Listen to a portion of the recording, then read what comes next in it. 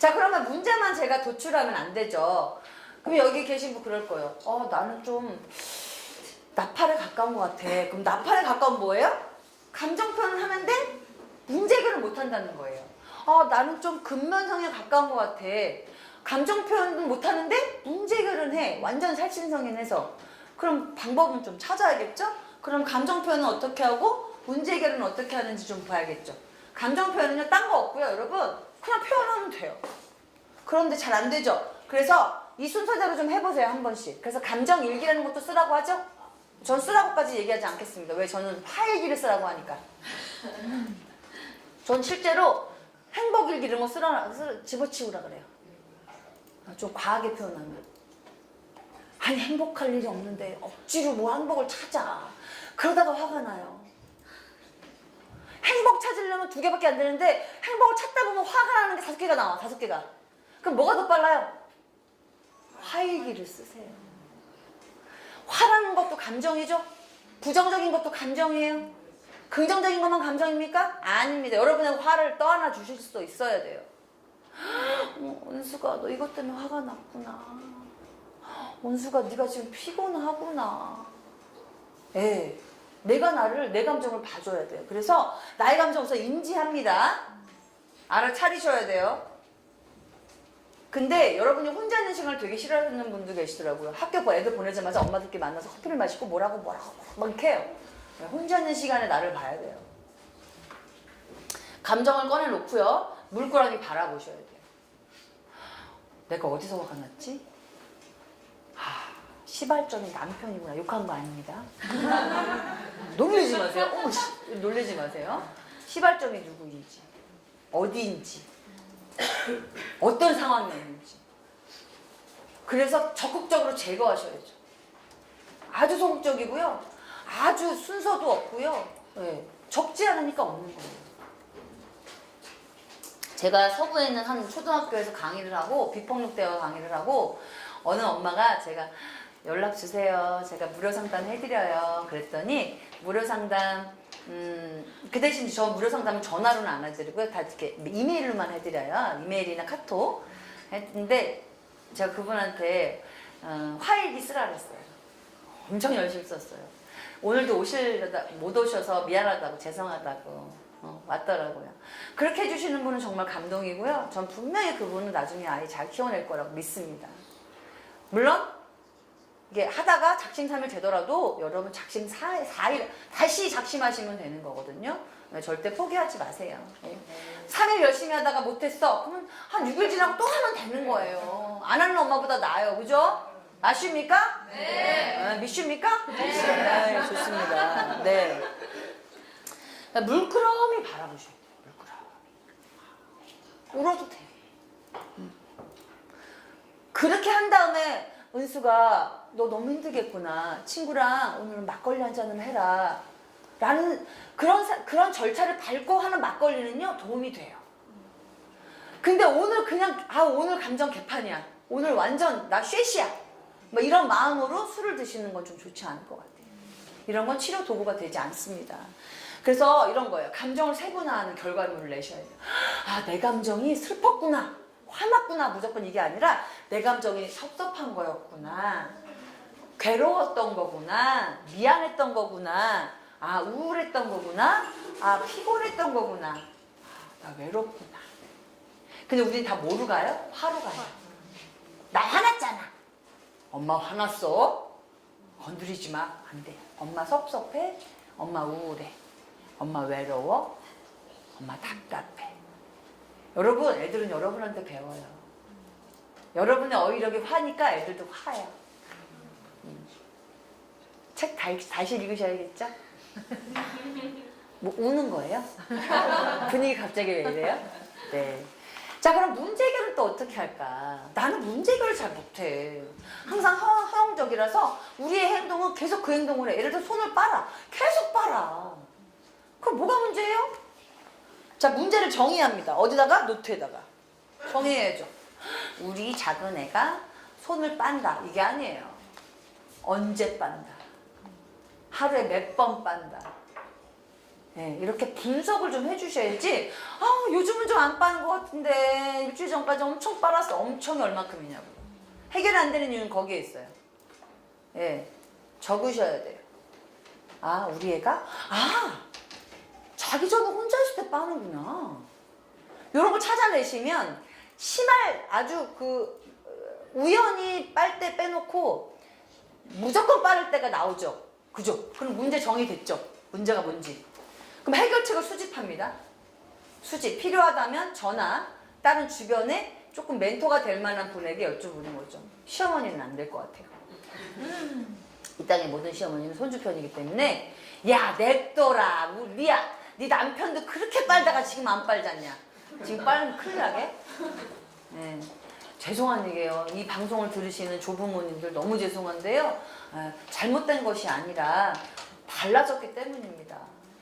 애들이 달라졌는데 교육이 멈췄을 수 없기 때문에 조부모님들 카운셀링은 그냥 감사히 받기만 할게요.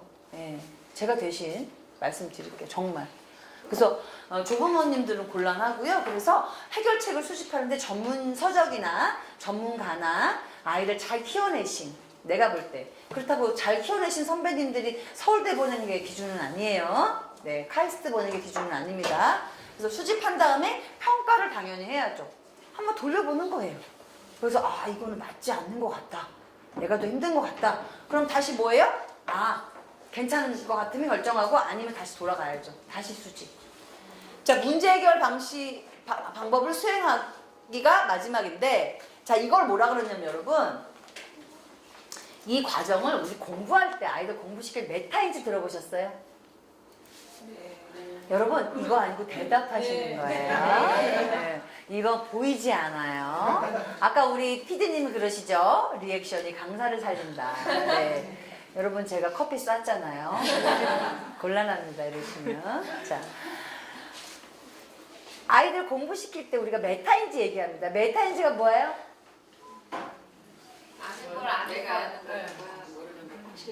그렇죠. 내가 잘하는 것과 내가 잘 못하는 것을 확실히 구분하고 알 수 있어야 돼요. 똑같습니다. 2단계가. 여러분 2단계가 지금 엄마 부모의 메타인지를 얘기하고 있는 거예요. 수집했어? 해봤어? 어머 안 맞아? 그럼 다시 돌아가. 애들 공부도 마찬가지예요. 공부했어? 해봤어? 이 방법을 해봤어? 안 돼? 난 항상 수학에 도형이 틀려? 왜 틀려? 그래서 그걸 더 공부했어? 네. 확실히 알고 있어야 뭐예요? 복습할 수 있는 거리를 찾죠. 무조건 복습이 아니라 난 도형이 약해. 나는 아침 공부가 약해. 이런 것들을 알고 있어야 다시 자기 목표를 잡는 것처럼 여러분 또한 문제 해결을 잘 하시려면 내가 아이한테 어떤 말을 잘 못하고 어떤 말을 어떻게 하는지에 대한 충분한 메타인지가 되어 있으셔야 됩니다. 그래서 해결책이 잘못됐다면 뭐가 문제인지 해결책 평가하고 다시 수집하고 다시 결정하는 단계를 계속 순환하셔야 돼요. 괜찮으시죠? 네. 네. 너무 반성하지 마시고요. 이제부터 하면 돼요. 이제부터. 자, 여러분 제가 이번 학도를 준비하면서 방송을 준비하면서 제가 얼마 전에 본 영화여서 저희 부모 어쩌다 부모 같이 공부하고 있는 우리 식구들이 있어요. 어쩌다 부모 우리 강사님들에게 제가 다 보시라 그랬어요. 여러분도 보셨으면 좋겠어요. 이 방송을 보시는 분도 보셨으면 좋겠어요. 사실은 보는 내내 불편해요. 보는 내내 내 알? 진짜 이 정도로 우리 청소년들이 이 정도로 살아? 그런데 일부 아이들은 사실 그래요. 전 이 감독님 만나보고 싶어요. 이 감독님의 영화는 감독의 인생이 좀 들어가거든요. 또 도대체 어떤 청소년기를 지냈고 그랬길래 이런 영화를 만들 수가 있을까. 근데 여기 읽어보시면 아름다울 수밖에 없다고 생각했던 10대 하지만 결코 아름답지 않은 10대 이야기예요. 그런데 폭력으로 물들어진 그들만의 세상에 그곳에서 이 여자아이, 약간 살집이 있는 이 여자아이가 사실 실제 나이는 이제 당연히 나이가 많은데 고등학생으로 나와요. 담배를 너무 잘 펴요. 아주 맛있게 피더라고요. 네. 그곳에서 박화영은 무시당하고 짓밟혀도 뜯어져도 스스로 소중한 존재라고 여기고 살아갑니다. 이거 되게 슬픈 거예요. 소중한 존재. 엄마라는 이름으로. 이게 스토리가 뭐냐면 박하영이 엄마한테 돈을 뜯어내요. 그것도 엄마한테 무슨 XX 욕을 정말 담지 못할 욕을 막 하고 예, 경찰까지 왔는데도 엄마한테 결국은 돈을 뜯어내요. 예, 돈을 뜯어내서 누굴 갖다 주냐? 자기를 엄마라고 부르는 친구들, 그 아이들에게 갖다 줘. 자, 그런데 그 아이는 또 어떤 아이냐? 박하영을 짓밟고 무시하고 예, 놀려먹고 골려먹고 일 시키고 험한 일 다 시키고. 여러분, 박하영의 심리가 어떨까요? 자, 저는 여기서 아동학대를 뭘 연결시키고 싶냐면 이 엄마라는 이름을 소중한 존재라고 자기가 부여한 거예요. 왜? 자기를 소중한 존재로 봐주는 사람이 단 한 명도 없었어요. 엄마도. 그런데 자기가 볼 땐 엄마는 참 소중한 거예요. 그러니 자기를 짓밟고 때리고 심지어 친구들 대신해서 교도소까지 갔다 오거든요. 네. 그런데 뭐라 그러냐면 그 친구들한테 야, 니들은 나 없으면 어쩔 뻔 봤냐 그래요. 니들은 나 없으면 어쩔 뻔 봤냐. 라면을 끓여주면요, 그 친구들 라면을 먹고 좀 이따가 얘를 때려요. 근데 웃어요. 네. 영화를 꼭 봐주시기 바래요. 네. 어디에도 오갈 데가 없는 그 아이가 자기가 이 세상을 살아내야 되기 때문에 부여한 이름이 엄마였던 거예요. 어쩌면 그 엄마가 이 아이가 바라는 엄마일 수도 있겠죠. 무조건 희생하고 자기를 봐주고 무조건 자기 의견을 들어주는 엄마. 아주 다양한 어떤 평이 있을 거다라는 생각이 좀 들어요. 여기서는 여러분들의 얘기를 좀 들어보고 싶어요. 여기 앞에 저희 강사님들 모셨거든요. 강사님들 모셨는데, 혹시 김현진 강사님은 이 박하영 영화를 보시고, 박하영 엄마가 어땠을 것 같은지, 물론 영화에서 잠깐 나오긴 해요. 근데 이 엄마의 양육 태도는 어땠을지 한번 얘기 잠깐 해주실까요? 우리 회사 여러분들 좀 봐야 될 필요가 있는 게 10대 지금 우리는 온전하게 아이들 키우고 온실 속에 아이들 키우는 것처럼 보이지만 정말 이게 실화적인 이야기를 많이 담고 있거든요. 그래서 이게 영화인지 실제인지 배우들 너무 잘해가지고 저도 깜짝 놀라긴 했는데 저도 전체를 다 보진 않았지만 일단은 박하영 엄마가 경찰 신고하는 부분, 그다음에 돈을 뜯어내는 부분 이런 부분이 있었는데 엄마가 아마 이 양육태도는 권위적과 권위주의적, 민주적, 방임적 그런 양육태도를 갖고 있는데 그 중에서도 엄마가 지시적이고 그 권위를 내세우면서 그냥 돈으로 책임을 다하는 그런 모습을 많이 보여서 박하영이 그리워했던 그 엄마는 그렇지 않은 엄마잖아요. 방임되지 않고 나를 따뜻하게 안아주고 혹은 지시적이 아니라 권위에서도 책임과 의무를 같이 해주는 그런 엄마를 만나고 싶었는데 아마 박하영의 엄마는 그런 양육을 그러지 않았을 거죠. 그러지 않을까 하는 생각이 좀 듭니다. 어떻게 생각하세요? 먼저 영화 얘기를 보면 저도 독립영화를 많이 보진 않았지만 1시간 38분 정도 하더라고요. 영화를 보면서 저도 자신을 좀 많이 돌아봤거든요. 저도 아이를 둘 키운 엄마로서 나의 양육 태도는 어땠을까 생각을 해보고 아마 박하영의 엄마는 제 생각은 그래요. 사람이 역할 모델이라는 게 있잖아요. 나의 엄마의 모습을 보면서 내가 엄마를 닮아가. 난 엄마처럼 살지 않을 거야 하면서 나도 모르게 엄마를 흉내내고 있잖아요. 그런 것처럼 이런 생각을 하면서 자신이 받지 않은 사랑이기 때문에 흉내도 내지 못했고 그런 모습들을 또 딸에게 고스란히 전달을 하면서 엇나가는 딸을 보면서 특히 더 포기하면서 그런 식으로 아이를 대하지 않았을까. 아, 눈물이 막 나요. 저는 할머니 생각하니까 눈물이 나요. 한 가지 더 보시자면은 박하영의 엄마가 화영이를 가졌을 때 원치 않는 임신이 아닐까. 아, 그래. 상상력이 뛰어나시다. 그런 생각이 맞아. 아동학대 그 원인 중에 하나가 원치 않은 임신 있어요. 네. 그럴 때 걔를 계속 원망하고 그리고 아빠가 양육을 도와주지 않을 때 여러 가지 그런 걸 제가 여쭤본 거예요. 감사하고요.